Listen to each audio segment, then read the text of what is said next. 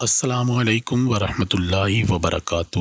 آج میں آپ کو جو سٹوری سنانے والا ہوں وہ میری سسٹر سے ریلیٹڈ ہے۔ میری سسٹر اپنے سسرال والوں کے گھر سے اپنے میکے آئی ہوئی تھی۔ کافی دنوں سے وہ یہاں پر رہ رہی تھی اور اس کی طبیعت جو ہے وہ کافی خراب تھی۔ طبیعت اصل میں خراب نہیں تھی، اس کے ساتھ کچھ غیر معمولی واقعات رونما ہو رہے تھے جو کہ عام طور پر نہ ہماری سمجھ میں آ رہے تھے اور نہ ہی اس کی سمجھ میں آ رہے تھے۔ بس یہی تھا کہ کچھ بیمار ہے، ڈاکٹر کے پاس جاتی تھی، کچھ دوائی لے کر آتی تھی۔ یہاں پر میں آپ سے کچھ باتیں جو ضروری ہیں پہلے عرض کر دیتا ہوں کہ اللہ تبارک و تعالی نے انسانوں کے علاوہ جنات کو بھی تخلیق فرمایا ہے، اور بلا شبہ جنات کی تعداد انسانوں سے زیادہ ہے۔ جب بھی جنات کا ذکر کیا جاتا ہے اور آپ کا کسی ایسی حالت سے گزر ہوا ہو کہ جہاں پر آپ کو لگے کہ جنات کی موجودگی ہے، تو آپ کو یہ بات محسوس ہوگی کہ آپ کے کندھے اور آپ کا سر بھاری ہو جائے گا، جیسا کہ اس وقت یہ بات بیان کرتے ہوئے میرے ساتھ ہو رہا ہے۔ لیکن اس میں پریشانی والی بات نہیں ہے۔ جیسے انسانوں میں اچھے اور برے لوگ ہوتے ہیں، اسی طرح جنات میں بھی اچھے اور برے لوگ ہوتے ہیں، اور عام طور پر ہمارے ارد گرد اور ہمارے گھروں میں رہنے والے جو جنات ہوتے ہیں وہ اچھے جنات ہوتے ہیں۔ اور چونکہ دنیا کے اوپر جنات کی تعداد اتنی ہے کہ وہ گھروں میں، محلوں میں، گلیوں میں، چھتوں پر کہیں بھی وہ موجود ہو سکتے ہیں، بلکہ ہوتے ہیں، اور ان کی موجودگی کا ہم بالکل بھی انکار نہیں کر سکتے۔ بہرحال میں اس قصے کی طرف واپس آتا ہوں کہ کچھ دنوں سے میری بہن کی طبیعت کافی زیادہ خراب ہو رہی تھی، اور اس کے ساتھ کچھ غیر معمولی واقعات ہو رہے تھے جس کی کہ کسی کو بھی سمجھ نہیں آ رہی تھی۔ اب ہوا کیا، میں اپنی شاپ پر تھا، ابو گھر پر تھے اور میری سسٹر گھر پر تھی۔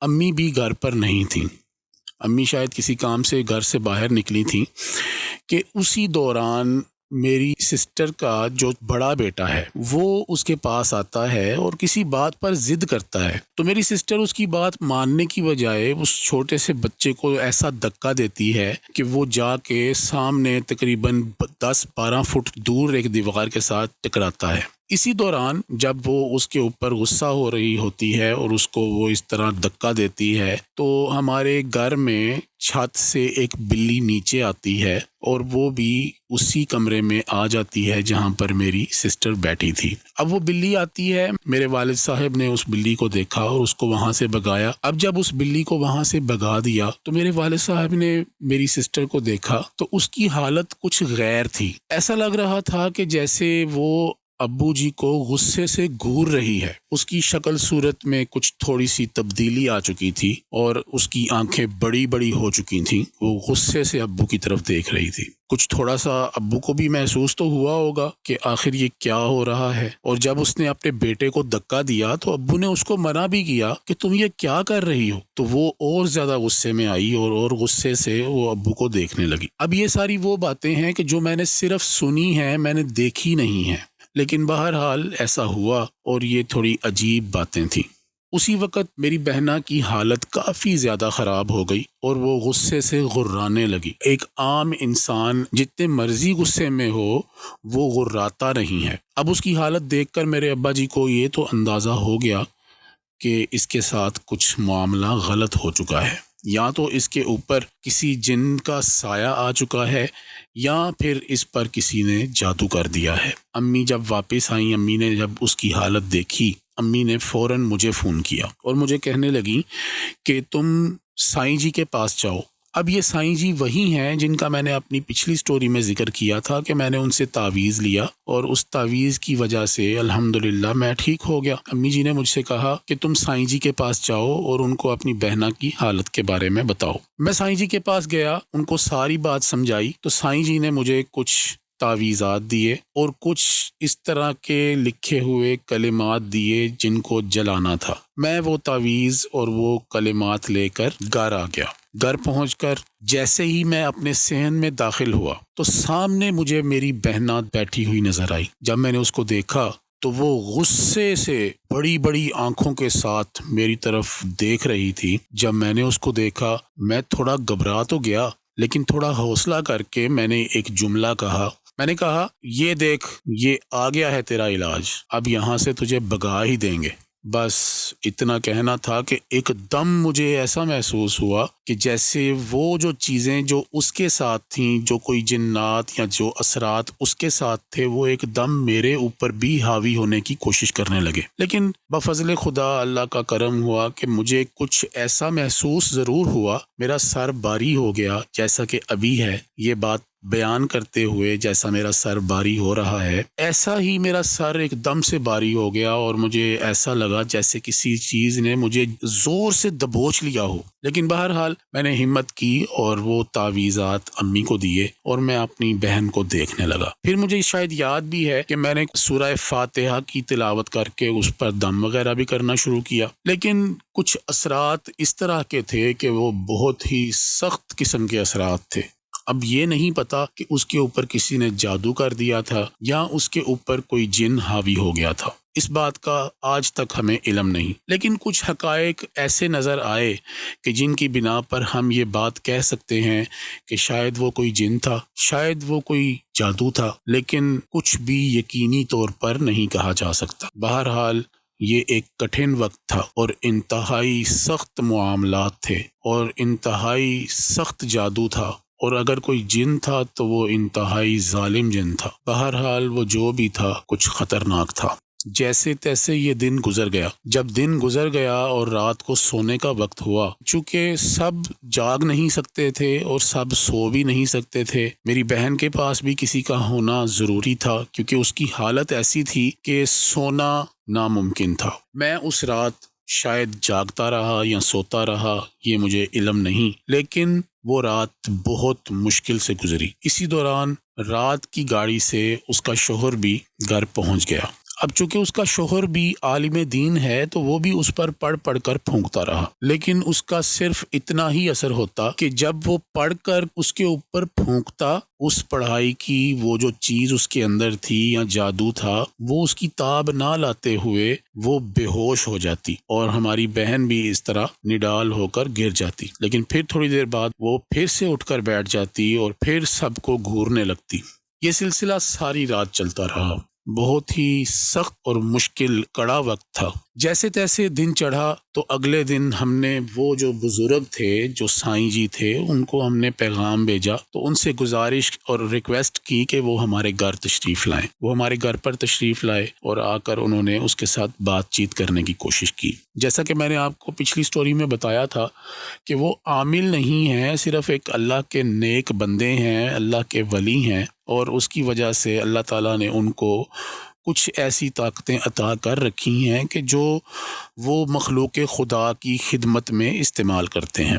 لیکن چونکہ وہ عامل نہیں ہیں، ان چیزوں سے جو اس کے اوپر حاوی تھیں ان کے ساتھ بات تو نہیں کر سکتے تھے یا وہ کرنا نہیں چاہتے تھے، لیکن وہ ان کو ڈانٹتے ضرور تھے، تم جو بھی ہو چلی جاؤ ورنہ تمہارے لیے اچھا نہیں ہوگا۔ پھر انہوں نے یہ بھی پوچھا کہ تم کون ہو، اور پھر اس نے کچھ بتایا بھی۔ اب وہ میرے ذہن میں نہیں کہ اس نے کیا بتایا۔ تو انہوں نے یہ بھی پوچھا کہ تمہیں کس نے بھیجا ہے۔ وہ یہ نہ بتا سکی کہ اسے کس نے بھیجا ہے، لیکن اس نے کاپی اور پینسل مانگی اور کاپی پینسل لے کر اردو کو الٹا لکھنا شروع کیا۔ میں ایک زمانے میں ایک تجربہ کیا کرتا تھا کہ میں اردو کو الٹا لکھنے کی پریکٹس کرتا تھا، لیکن پھر بھی میں اردو کو اتنا اچھا الٹا نہیں لکھ سکتا تھا۔ لیکن میری بہن نے اس حالت میں کہ جب اس کو کوئی دنیا کی سمجھ بوجھ نہیں تھی اور وہ کسی کے بس میں تھی، اس وقت اس نے اردو میں کچھ لکھا۔ اب میں یہ تو بھول چکا ہوں کہ اس نے اردو میں کیا لکھا، لیکن اس نے کچھ ایسا لکھا جس نے ہمیں چونکا دیا۔ یہ جو الٹی اردو لکھی جاتی ہے، اس کو آپ اگر شیشے میں دیکھیں گے تو یہ سیدھی نظر آتی ہے، تو اس نے اس طرح کی الٹی اردو لکھی۔ بہرحال وہ دن بھی گزرا اور اس طرح کے کئی دن گزرتے رہے جن میں اس کی حالت خراب ہوتی رہی، اور ہم نے بہت ساری جگہوں پر اس کا علاج علاج کروانے کی کوشش کی،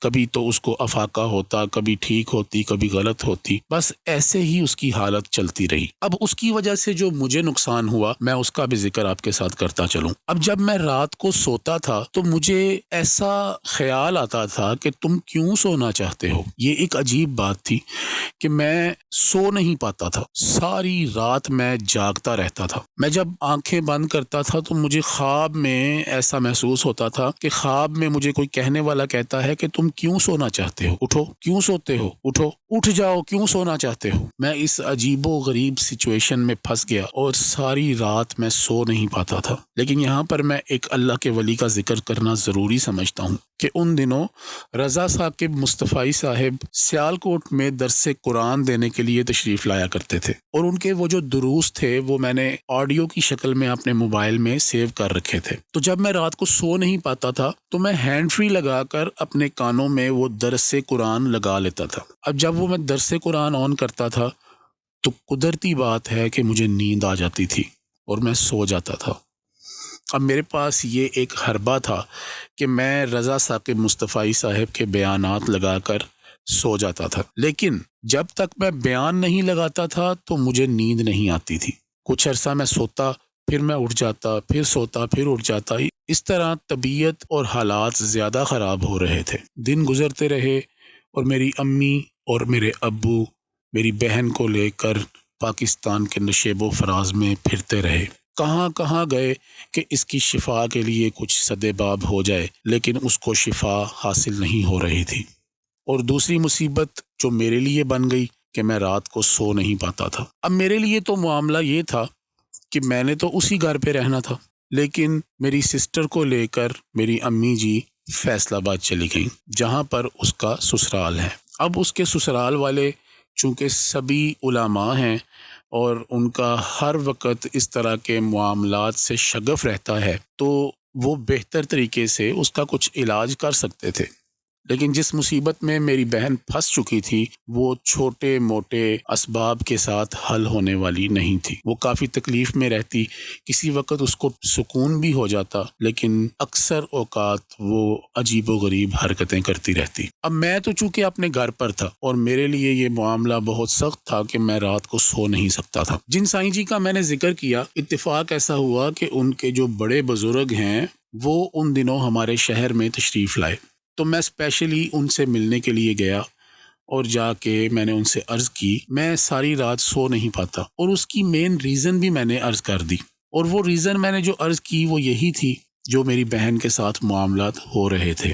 وہ جو بزرگ تھے انہوں نے مجھے فرمانے لگے، بیٹا تم مجھے ایک بات بتاؤ، جب تمہیں تمہارے گھر سے کوئی نکالنے کی کوشش کرے گا تو کیا تم مزاحمت نہیں کرو گے؟ تم تو اس شخص کے ساتھ لڑو گے، جھگڑو گے، جو کوشش کر سکو گے وہ کرو گے، اس کو بھی چین سے نہیں رہنے دو گے اور خود بھی چین سے نہیں رہو گے، کیا ایسا نہیں ہوگا؟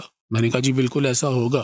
تو فرمانے لگے، بیٹا وہ جو چیزیں آپ کے گھر پر اس وقت موجود ہیں تم نے انہیں دھمکی دی ہے تو تم کس طرح سکون سے رہ سکتے ہو؟ وہ تمہیں سکون سے نہیں رہنے دیں گی، تم ان سے معافی مانگ لو۔ میں نے ان سے عرض کی، حضور میں ان سے کیسے معافی مانگ لوں؟ فرمانے لگے، تم جاؤ اور اپنے کمرے میں دروازہ بند کر کے بیٹھ جاؤ اور جا کے ان سے بات کرو، ان سے کہو کہ آپ لوگ مجھے بھی سکون سے رہنے دیں اور خود بھی سکون سے رہیں، آپ مجھے تنگ نہیں کریں، میں آئندہ آپ کو کسی بھی صورت تنگ نہیں کروں گا، اگر مجھ سے کوئی غلطی ہو گئی ہے تو آپ لوگ مجھے معاف کر دیں۔ اب یہ ایک بہت بڑا مرحلہ تھا کہ کمرے میں جا کر اکیلے بیٹھنا تھا اور ان سے یہ بات کہنی تھی۔ دل میں عجیب و غریب قسم کی کشمکش تھی، عجیب و غریب قسم کے وسوسے تھے، نہ جانے عجیب و غریب قسم کا خوف اس وقت میرے دل میں تھا، لیکن بہرحال مجھے یہ کرنا تھا، اسی طریقے سے میری جان چھوٹ سکتی تھی۔